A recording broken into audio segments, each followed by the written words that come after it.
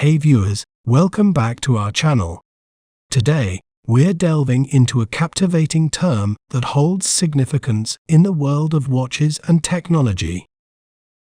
It's a Japanese multinational company founded in 1946, expanded into digital watches, pioneering features like calculators, alarms, and multiple time zones.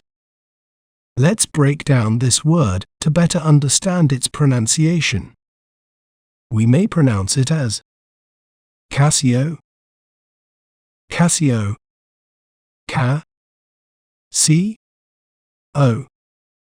Casio.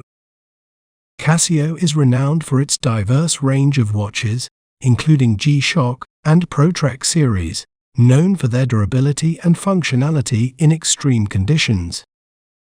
Isn't it fascinating how breaking down a word can make it clearer? If you enjoyed learning about Casio, be sure to subscribe to our channel for more educational content. Thanks for watching. Remember, knowledge is power. See you next time.